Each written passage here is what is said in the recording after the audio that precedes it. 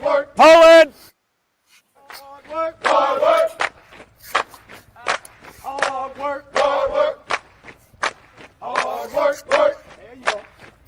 Poland!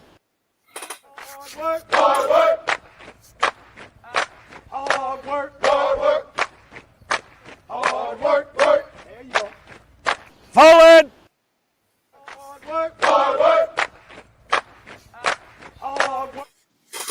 Call in. Hey, good morning, good morning, good morning. Can't say it enough. Gracious time. Today is a Friday. It's the beginning of the weekend. So you should be locked in with plenty of stuff to do.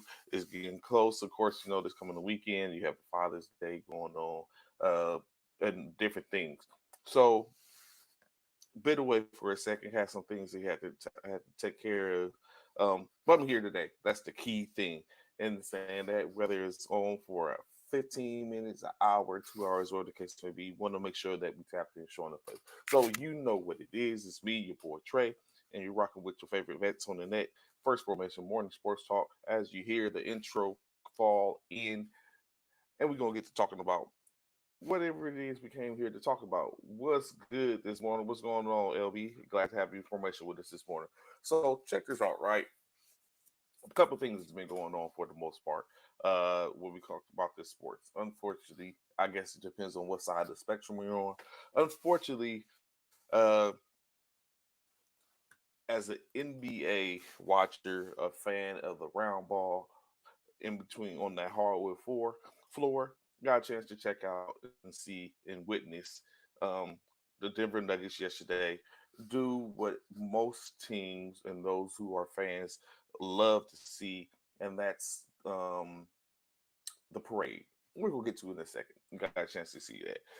Ultimately, what's going to happen as well, maybe sometime this week or next week, you're going to see the same thing go on with the Las Vegas Golden Knights, who also won a championship just this past week as the Las Vegas Golden Knights, the NHL's uh, 2023, 2020, 2022, 2023 Stanley Cup champions with a very convincing victory on Tuesday, ran through the Florida Panthers and dispatched them greatly with a 9-3 win, which gave them a 4-1 series win and yet another Stanley Cup championship in as many of years. I think 4 years. Within those 3 or 4 years, they definitely became.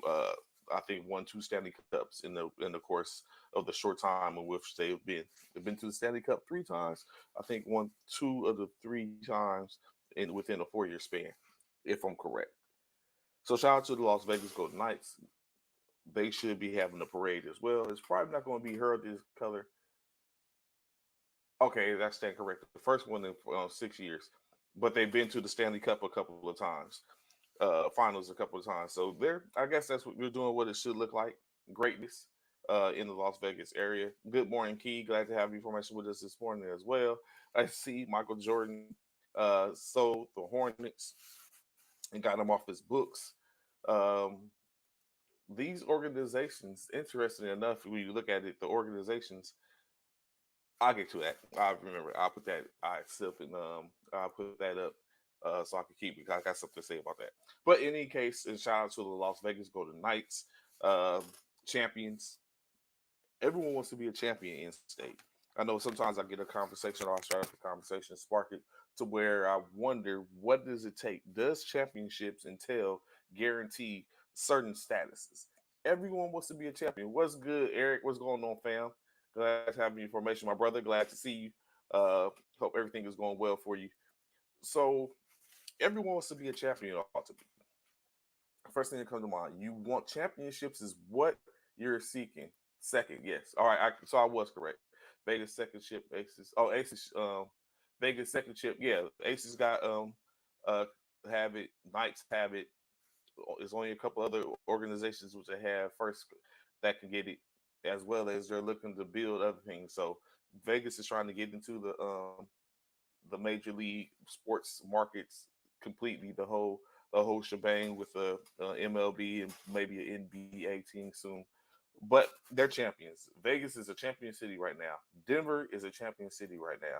So, with that being said, everyone wants to be a champion. Everyone wants to be able to hoist, or even just to say, think about the admonishment that a regular person such as myself, Key, Eric, Kevin, everyone wants to sit up and be able to say, we are champions to some point, right? For Philadelphia, the Eagles, Key's a Philadelphia Eagle fan. She wants, you know what I'm saying, even though she ain't get to say it at the end of the day with a Super Bowl championship, they could claim fame to an NFC conference champion, the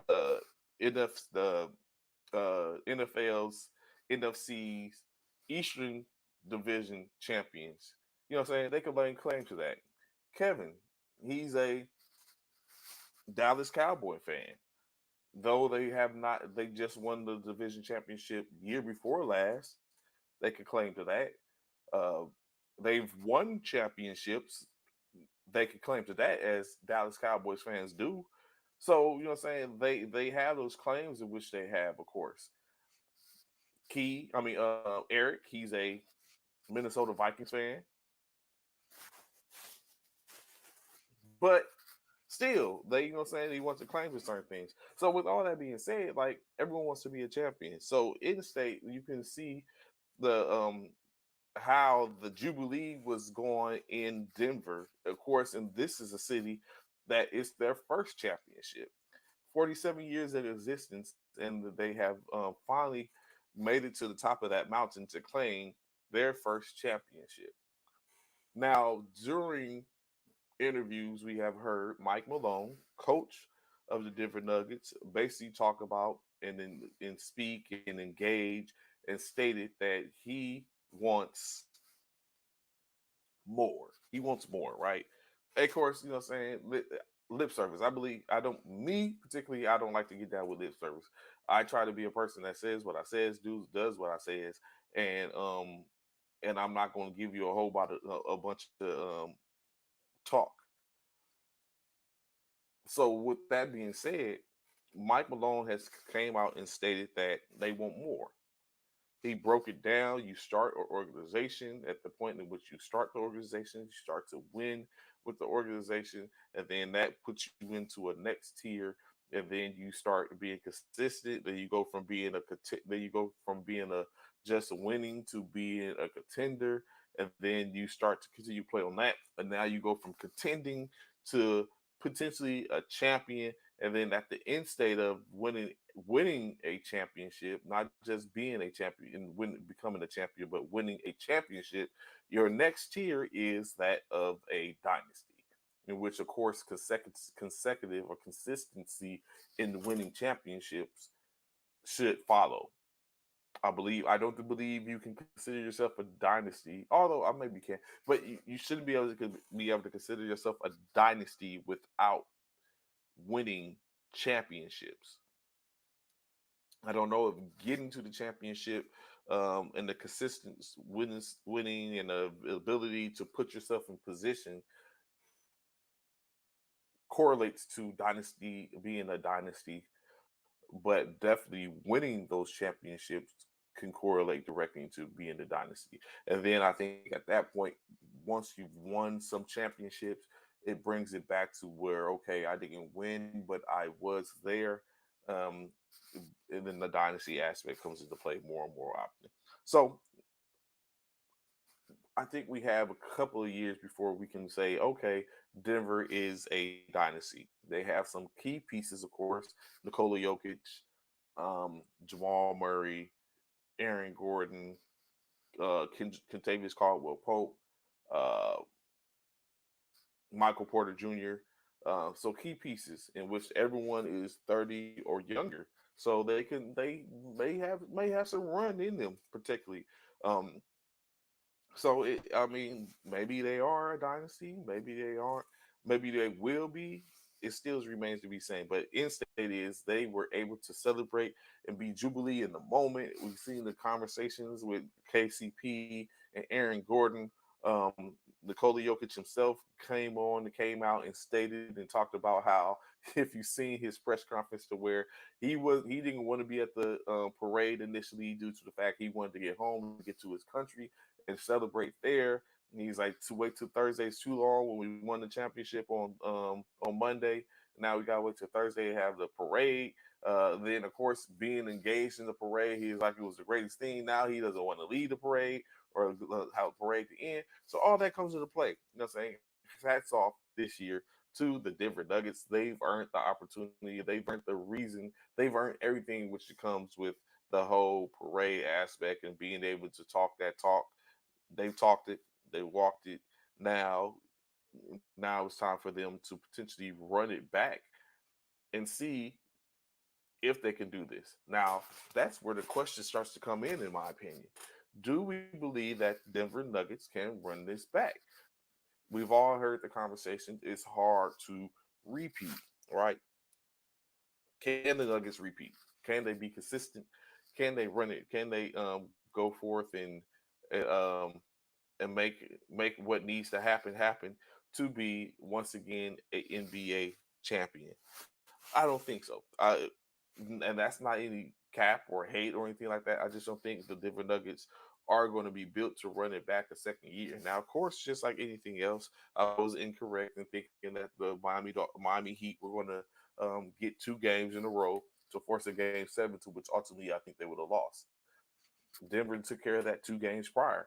We're not going to even play with you. We're going to go ahead and get you up out here in this 5 game series, and in this 5th game, and we're going to go on about our way. And when the game should have been close to ending, we're going to be having uh, our parade. So with that, it's definitely hard to sit up and say anything different. But I just don't think personally that and no shade or anything like that. I don't think personally that Denver is going to have what it takes, or they might have what it takes. I just don't think it's going to be just that simple. They're going to be able to handle things to where they're going to be a back-to-back champion. I think honestly that you're going to have a lot of teams that are going to truly be built and ready to go, and everyone's now going to be, in my opinion, going to be locking and loading and getting ready because you have a bunch of teams that are. You have the old guard teams like the Lakers. Let's just speak in the West for the most part. You have the old guard with teams like the Lakers, um, um, and Golden State that have experience and are built a little bit differently in a sense. It's just the fact of they're older. You know what I'm saying? Things are a little bit different from them. But you have old guard like Golden State and Los Angeles. And then you have the up and coming, which is Denver is included in, but you have up and coming in Sacramento, Memphis, now Denver. And then you have the tweeners, and you have those that are just like anything else. People come out the ashes, and you wonder where did they come from, and you're going to be potentially playing in that sense as well. So I think just in the West alone, it's going to be hard for Denver to reenact the feat in which they did and go to another NBA championship. But at this point, they're NBA champions. They are for champions forever. They have that claim to fame. It's going to be that in a sense they can't be taken away. So it's a little bit different. I don't know. We'll see. We definitely will end up seeing how that all plays out.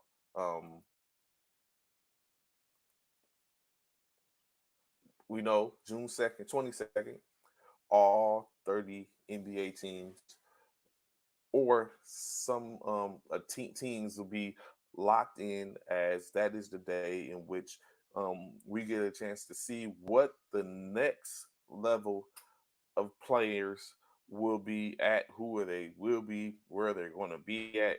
After, of course, the combines has been gone through.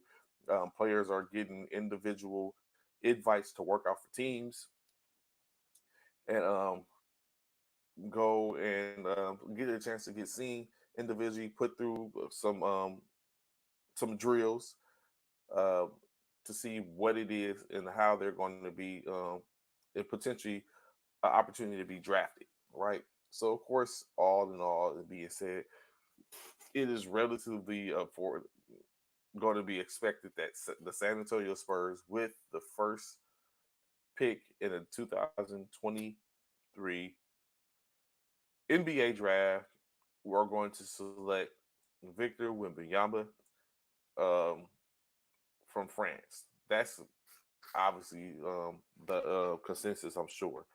Then, of course, just like last year where we had Pantero, um, Smith Jr., and Holgren go 1, 2, 3, or not 1, 2, 3, but we're in the top three. They expect to see this year is to see a Miller, Henderson, Wembanyama, right? Or that well, what we know for a definite, without a doubt, will be Wembanyama, and then potentially, possibly, what's suspected is Miller and Henderson. So Wembanyama, Miller Henderson, or Wembanyama Henderson Miller, being Scoot Henderson, and uh, Marcus Miller, or the Miller from Alabama. And then after that, we're going to start to say, and there's going to start to see different people going to start to come in. It's going to be preferable. You have the Thompson brothers, who, or one of them, I think, Amin Thompson is probably expected to go in that top five. As you know, Detroit and Denver are lurking in those shadows as the top five is San Antonio, Charlotte, Portland, Houston, Detroit. So Portland with an opportunity to better themselves. Currently, as we know, the expectancy or what has been talked is that um, Damian Lillard is starting to grow a little weary, although he has been the poster child for commitment and staying locked into an organization. But has it been um, the organization hasn't put forth the best efforts or for them to give him what he needs to win. And so, of course, we continue to hear this conversation about a player in his playing his prime in the area to where it's being wasted. Damian Lillard, they went and got Jeremy Grant. They have Anthony Simmons, who isn't that bad. Nurkic, who's there, a bit injury riddled, but he can, when he's playing, he can be a dominant big. Um, who does who gets added to that? I guess after when you're number three after 1 and 2, it really doesn't make a difference. Conversation is what it is. Um, but is it be will they get if Scoot is gone? Do they go Miller automatic? Brandon Miller. I'm sorry, that's what it is. Brandon Miller. Do they go Brandon Miller automatically, or if Brandon Miller is going, do they go Scoot automatically? Do you go with the best player at number three, or do you go with what you need at number three? And continue that as a conversation I continue to think of. Honestly, from number one until I still believe that me as a person, I'm not going with what the best is unless I plan on moving them potentially. I'm looking at what I need. The best might not necessarily get me what I need, or it can, but I'm just different. I go against the grain. But at number three, Portland, with a Dame Mueller in still in the building, um, Chauncey Billups, and going into what is his third year of NBA coaching, being an NBA head coach. It hasn't been looking too great for him. Maybe he turns the tide this year. New injection of talent might do some things. Of course, free agency um, is going to be popping off at the end of the month. So maybe Portland can make some moves. Small money market, big fish in the small pond. I mean, fish in the big pond. Maybe we can make some things happen. But of course, like I said, San Antonio Spurs first pick expected Victor Wembanyama for the most part. Um, Orlando, 2 picks in the top 10. Um, so we'll see how they do what they do with that. Brooklyn, 2 picks in the top in the first round. Um, the Indiana Pacers 2, 3 picks within 5 picks of each other.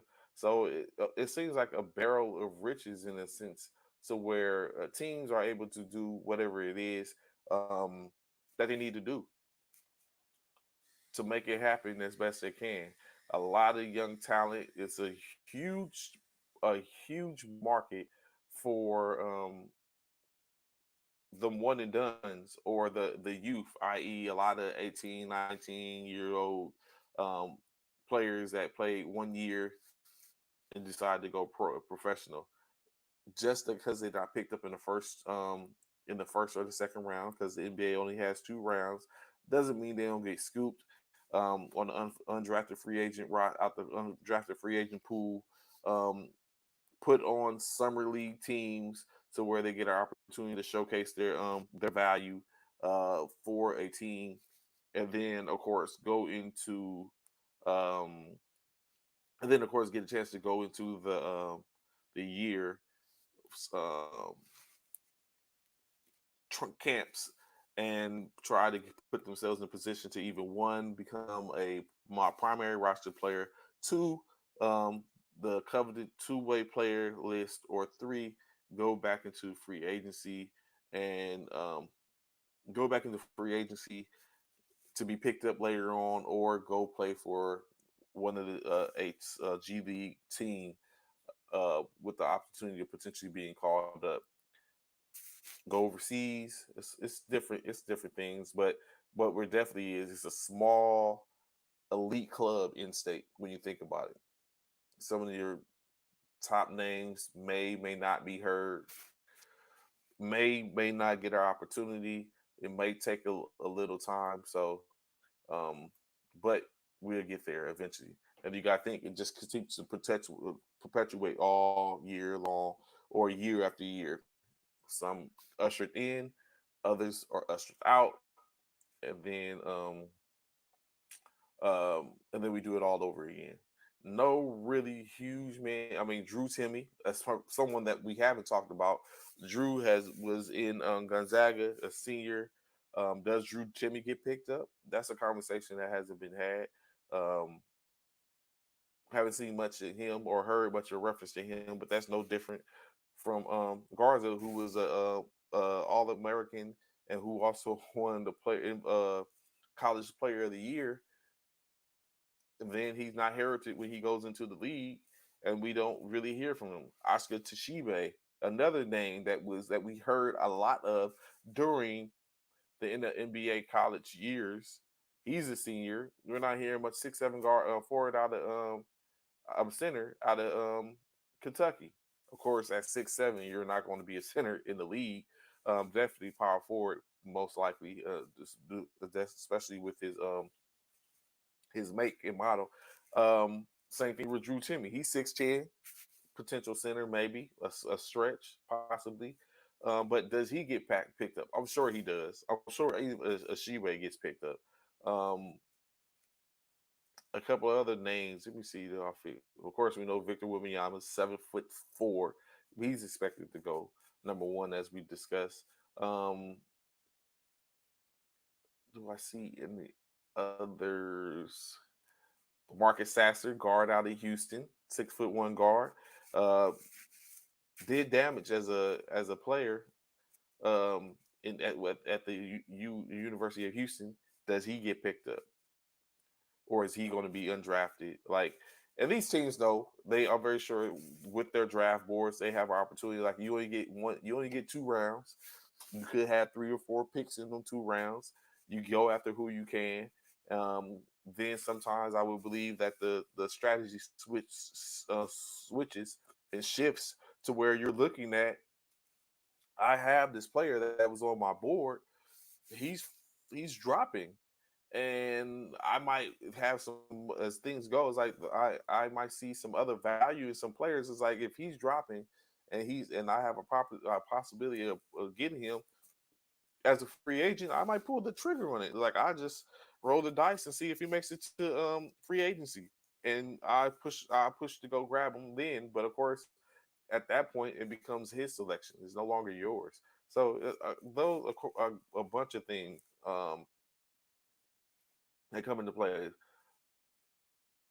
Sangato from Connecticut going out as a champion, um, but has the opportunity. Um,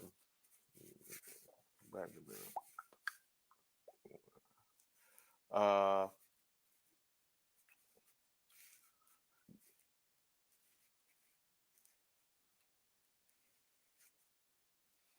so yeah, so those some of the primary names in going in that's in this year's draft.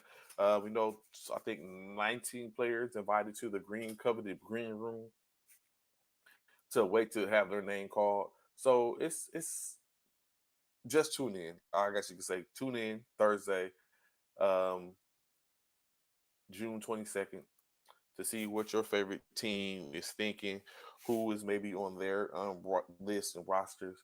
To see, of course, there's a couple of players, teams that are going to be without a second round pick due to the fact of infractions, tampering and such. Um,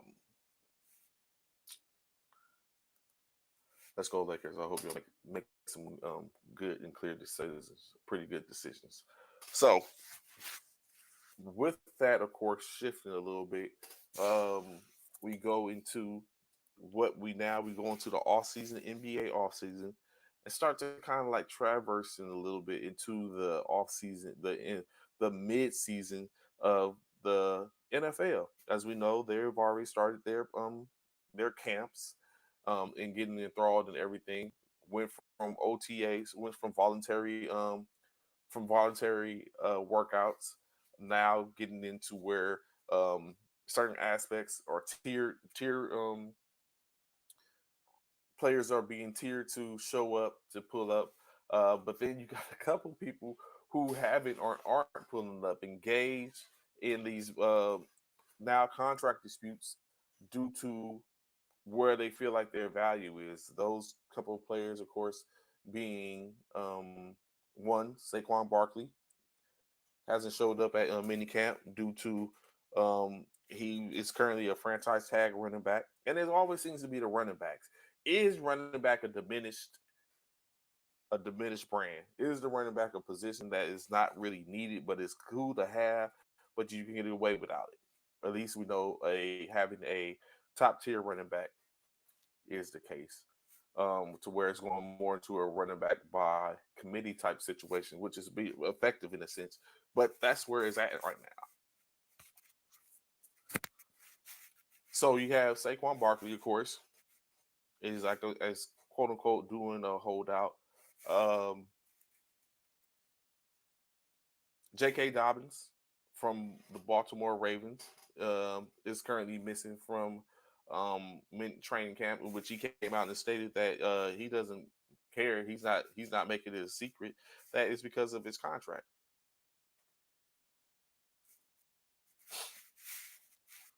When you look at that, when these expectancies, then what is it in which or how is it going to where we have got to a point to where the running back position is a position that's kind of like, um, as we know, things change, of course, and the possibly what's going to come again is the quarterback. I mean, we know the quarterback is always going to be the most valuable one, but things change to where now we're going to have a point to where the running back is probably going to be reinstituted as being one of those things, one of those positions that comes back around that's going to be very valuable.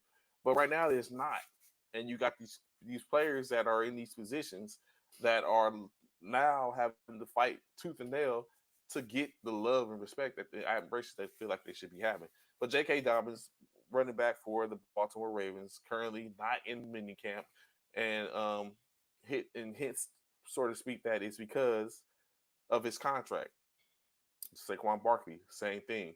We just seen um, Dalvin Cook release from the Minnesota Vikings, another running back, or heritage running back. 1 second.